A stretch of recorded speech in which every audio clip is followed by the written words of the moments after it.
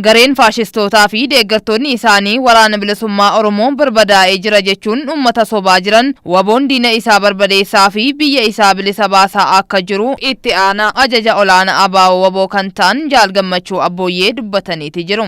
Har'a Oromoon waraanni bilisummaa Oromoodhaa bakka kana hin dhufnu bira dhufu leen Oromiyaa cufti odi isaan ammoo kanam ta'ee jedhamee akka Oromoon waraan kan biraan dhaabbanneef mataa Oromoodhaa gargar facaasanii ilaalchi Oromoon akka waraan bilisummaa Oromootitti deeffanneef kan godhaa jiran dhugaa haalli waraan bilisummaa Oromoodhaa amma yeroo ammaa kana jiru baatii 3 dabre lola guguddaa keessa jira. Mootummaan gabroonfataadhaa amma sirna sanatti itti fufsiisuudhaaf waan qabu maraayyuu itti fayyadamaa jira Oromiyaa keessatti. Homtuu isarraa nafe waan qabu cufaayyuu Oromiyaatti baasee lolamaa jira. Diinni Oromoon Oromoo addaan bittinneessuu fi bituu kan danda'u Oromoon tokkummaa yommuu dhabuudha kan jedhan Jaal Gammachuu Abbooyyee yeroo ammaa kana keessatti uummanni Oromoo gidiraa fi dararaa hedduu argaa jiraachuu isaa ibsaniiti jiru.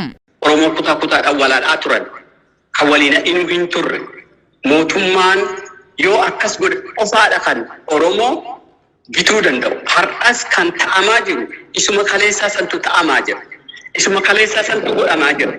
Kanaaf Oromoon kan ofirra xiqqoo tokko ilaaluu qaba. Dhugaa bakka ammarra jiru wanti nutti deemaa jiru wanti Oromootti deemaa jiru biyya keessatti Oromoonni waraan bilisummaa Oromoo waliin haadhamaa jiran.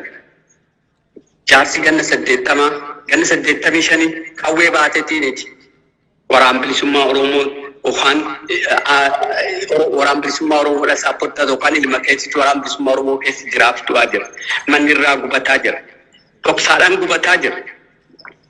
Neetworkiin balleeffamee jira. Amma galeessa keessa.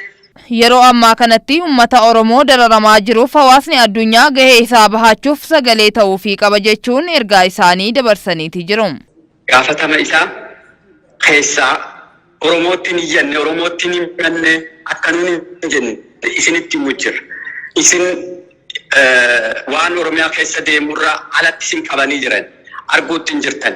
Kanaafiyyuu waan achi keessatti deemaa jiruu fi waraanni bilisummaa Oromoo godhaa jiru fuul keessan nutti deeffadhaa murtii ofirratti murteessaa har'a boruun jedhinaa waraana keessatti bultiin 10 baay'eetti murteessitu.